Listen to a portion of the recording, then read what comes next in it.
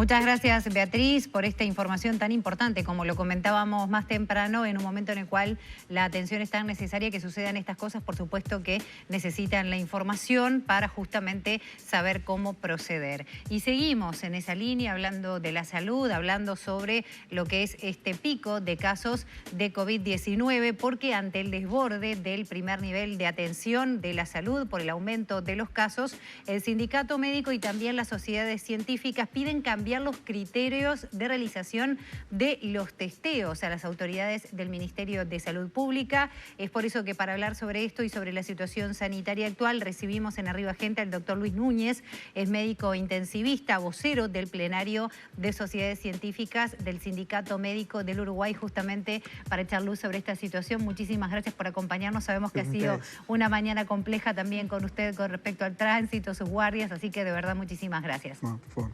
Si le parece, empezamos justamente abarcando eso. ¿Cuál fue el planteo específico que se hizo a las autoridades del Ministerio?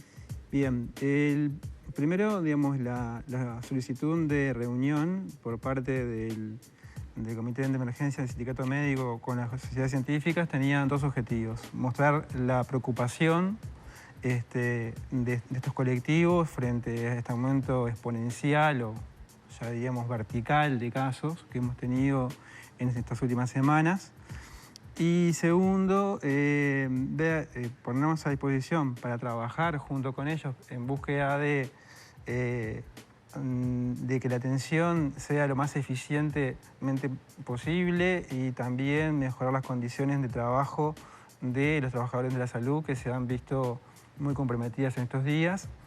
Y en ese sentido, una de las propuestas era hacer un uso más racional o más efectivo de los llamados test diagnósticos que han sido un cuellón de botella en estos días, ¿no? Entonces, ¿eso quiere decir hacer como un protocolo de a quiénes debe priorizarse? Exacto. Creo que todos tenemos algún conocido que ha estado muy preocupado porque no se puede agendar para que le hagan un test o porque le demoran o porque su prestador llama y no logra comunicarse. En fin, ahí creo que todos tenemos alguna persona que está en esa situación. El problema actual es que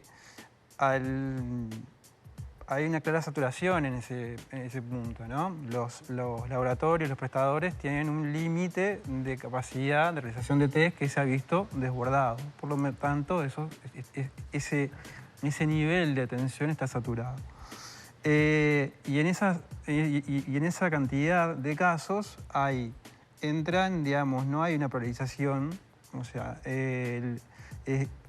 entra un paciente que está asintomático porque fue contacto de otro, o entra una persona joven que no tiene factores de riesgo para desarrollar una enfermedad COVID grave, y también entran personas que sí tienen patologías o condiciones que las hacen más vulnerables a desarrollar un COVID grave. Esas personas son las que nos preocupan, porque de alguna forma queremos que haya una priorización para que no queden relegadas en su atención y que si tienen una complicación por el COVID, hacer un diagnóstico más precoz. Usted dice que ese nivel está saturado. Las autoridades han sido muy enfáticas en no usar la palabra saturación, sino tensión, estrés del sistema. ¿Qué demoras están viendo ustedes desde la salud? Yo creo que eso es un eufemismo, creo, a esta altura, ¿no? Digo, si hay un servicio que tiene una capacidad, por ejemplo, para poner un número, de hacer 1000 test diagnósticos por día, pero en un día le piden 2500, no puede responder y está saturado. Creo que eso es así. En cuanto a demoras, no está ¿qué han registrado ustedes? Desde que se le indica el hisopado a alguien, ¿cuánto se demora? Y bueno, hay personas que han estado hasta más de 4 días para que el prestador le pueda agendar un día para hacerse el test. Claro, después de la agenda hay que esperar para que te toque el día e ir a hacerlo. Exacto, y todos los problemas que eso genera en la vida cotidiana de esa persona. Dentro de esas personas incluso hay trabajadores de la salud. Nosotros en ese sentido también, un pedido que habíamos hecho, digamos que no es nuevo, ya lo habíamos hecho digamos, en la primera ola, era de alguna forma priorizar a los trabajadores de la salud, por el simple hecho de que, bueno, en estos días hemos tenido bajas no programadas de muchos trabajadores de la salud y que han comprometido servicios enteros. Incluso, digamos, en algunos casos hubo que cerrar servicios y derivar pacientes hacia otro, en otros hubo que reprogramar cirugías, en fin. Muchos problemas en la atención de las puertas de emergencia, también por falta de personal. En CTI, digamos que es el ámbito donde yo me manejo, no ha sido tan grave, pero sí hemos tenido varias bajas. Y eso obviamente también complica. Y ante esta situación de tantos contagios no nos podemos dar el lujo de perder a un trabajador o una persona por estar, por ejemplo, en cuarentena, por hacer contacto por muchos días, digamos, y entonces tenemos que ver la forma de acortar ese tiempo y que esa persona se pueda volver al trabajo lo antes posible. ¿Ustedes también sugirieron una determinada categorización de lo que sería prioridad absoluta, menos prioridad? ¿Cómo se establecería? Porque es un tema sensible, lo hablábamos ayer la semana pasada con Cipriani, el tema de que hay una cantidad de casos puntuales que empiezan a complejizarse y la gente del otro lado se puede preocupar. Pero ¿y yo cómo presento un certificado? ¿Pero qué hago con mi trabajo? Entra en juego. ¿Cómo sería esa categoría? Bueno, no, lo que quedamos es de trabajar en conjunto y justamente llegar a un acuerdo digamos, lo que tiene, digamos, de rico el Comité de Emergencia del Sindicato Médico y las sociedades es justamente, es un colectivo que abarca a múltiples especialidades, que puede ver la realidad del sistema en forma global. Entonces, la idea era trabajar en conjunto con las autoridades del Ministerio y llegar a un consenso o un documento que nos permita protocolizar esos casos. Obviamente, como en todo, seguramente hay protocolos, no hay ningún protocolo que sea perfecto. Siempre va a haber algún caso puntual que no entra en un protocolo. Pero la idea es ser lo más racional posible y lo más efectivo posible. Hay un compromiso por parte del Ministerio de Salud Pública de elaborar un nuevo protocolo. Cipriani decía que, bueno, que estaba a la espera de ese delineamiento del Ministerio, ¿no? Lo que se nos comunicó es que se está trabajando en eso y, bueno, nosotros nos pusimos a disposición y, de hecho, ya hay grupos dentro de las intersociedades que están trabajando en el tema. ¿No se manejaron plazos? No, no se manejaron plazos, la idea es que sea lo antes posible. Usted mencionaba bueno, el resentimiento sobre los equipos de salud con los casos positivos, cuarentenas. ¿Tiene algún porcentaje de ausentismo que estén relevando ustedes de su trabajo? Te puedo decir, en el caso de la medicina intensiva, sí, es alrededor de un 15%. Después es muy variable eso, y muy dispar también en un mismo servicio. Por ejemplo, en las puertas de emergencia, que también funcionan en regímenes de guardia y cada día hay una guardia diferente. Bueno, fue bien conocido el caso del Hospital de Clínicas, en la cual hubo un día en particular que prácticamente se quedaron sin personal porque muchos se contagiaron. Entonces, es muy difícil hacer ese seguimiento. Y lo otro que tenemos en contra es que con el multiempleo que hay en el área de la salud, un caso positivo no afecta a un solo lugar. Claro. Generalmente afecta a 2 o a 3 lugares. Y ahí no se discrimina entre ámbito público y privado, ¿no? No, porque hay mucha gente exactamente que trabaja en los 2 lugares. Otra de las situaciones que se está mencionando es que quizás no subieron tanto los casos en CTI, pero que sí están creciendo los de cuidados intermedios. ¿Eso ustedes lo ven con respecto al COVID? Bueno, están subiendo los casos de cuidados moderados. También los de CTI. Nosotros en CTI en realidad no, con el tema, con los pacientes COVID no hicimos una diferenciación entre cuidados intensivos e intermedios. Justamente eso fue algo que trabajó la Sociedad Uruguaya de Medicina Intensiva y se llegó a un acuerdo con las autoridades en tratar como pacientes, digamos, como pacientes críticos, en definitiva, porque hay un tema logístico y es que como estos pacientes tienen que ir a un sector específico de aislamiento, no importa su condición, digamos, si es de cuidado intensivo o intermedio, tienen que ir al mismo sector.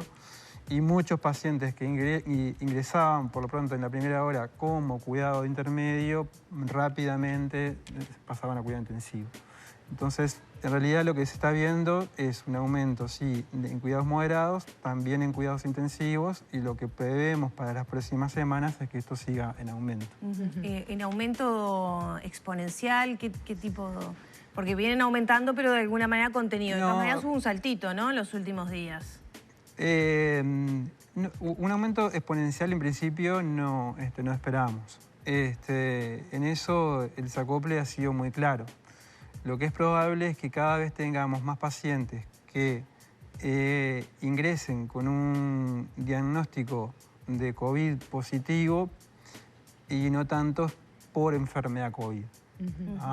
Porque al haber tanta población afectada y contagiada, muchas veces lo que pasa es que ingresan por otra enfermedad aguda o crónica agudizada, no necesariamente vinculada con la infección por COVID, pero al ser COVID positivos, es lo que decía antes, tienen que ingresar a un sector de aislamiento. ¿Qué porcentaje de quienes están ahora en CTI están con COVID y no por COVID? Es decir, que ingresaron por otra causa y al testearlos dieron positivo. Bueno, eso ha ido en aumento. El último relevamiento que habíamos hecho era más o menos un 40% de los pacientes ingresaban con COVID positivo y el 60% restante era por enfermedad COVID. Ahora en la mañana, cuando venía, justo escuché unas declaraciones del señor ministro que tenía otros datos y como que había aumentado un poco el porcentaje de pacientes que ingresan con COVID positivo, pero no por enfermedad COVID. Claro. Y es lo que les comentaba antes, que es algo que es esperable que suceda. Llama la atención la cantidad de fallecidos que hubo ayer, 18. Eso marcó también un aumento. ¿Qué vinculación tiene esto? Bueno, con los pacientes que están en CTI. Ya en la otra ola hablábamos de que muchas veces las personas que fallecen no es que fallecen en CTI, sino que no llegan a los centros de internación. Bueno, ¿qué valoración se hace de este aumento? En primer lugar, nosotros, digamos, de ese número de pacientes, la mayoría no fallece en CTI por distintos motivos. Pero generalmente son personas que, digamos, por su condición, digamos, no se benefician de un ingreso a un cuidado intensivo. Lo otro es ver realmente si esas personas murieron por enfermedad COVID o, como les decía antes, ingresaron a un sanatorio o a un hospital o estaban con un diagnóstico de COVID, pero, digamos, no desarrollaron la enfermedad. En cuanto a eso, hay una comisión, digamos, que hace un relevamiento de los casos y, bueno, y como ven, muchas veces se eliminan de la lista de fallecidos un número variable de pacientes, justamente porque se revisa la historia clínica y se determina que la causa de fallecimiento no fue por enfermedad COVID, sino que fue otra. Igual se suma entonces a los números de muertes. Bueno, sí, porque inicialmente, digamos, es muy difícil, hay casos que son muy difíciles de determinar a priori si la persona fallece por causa de COVID y no. Hay casos que sí, que son muy claros, y hay otros que no. Esa es la depuración que se hace después en los informes del SINAE que dice se retiraron tantos casos, va en esa línea.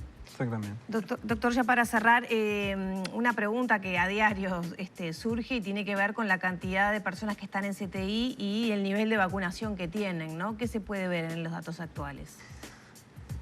Lo que sigue digamos, predominando es, dentro de los que desarrollan enfermedad COVID, son en su mayoría pacientes no vacunados o con una pauta de vacunación incompleta, que ahí tenemos de todas las plataformas, ya sea con Sinovac, AstraZeneca, Pfizer. La mayoría son pacientes que no han recibido la dosis de refuerzo. Hemos tenido algún ingreso, sí, con dosis de refuerzo, pero son excepciones. Y después tenemos en los pacientes que son COVID positivos, pero que no desarrollan la enfermedad COVID, ahí sí tenemos más, ahí el porcentaje de vacunados sube, pero bueno, ya como le decía, ingresan por otra patología diferente en la enfermedad. En cuanto a edades y en cuanto a características, o sea, comorbilidades, ¿se mantiene la tendencia de siempre? Sí, se mantiene. Sí. De los pacientes que ingresan, en su mayoría son pacientes añosos y por lo general con alguna comorbilidad. Y en los vacunados sí tenemos un porcentaje menor, digamos, de gente más joven.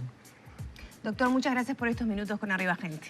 Bueno, gracias a ustedes por la entrevista. Cerramos por aquí entonces el diálogo con el doctor Luis Núñez, intensivista, vocero del plenario de Sociedades Científicas del Sindicato Médico del Uruguay. Ya son las 9 de la mañana, 21 minutos.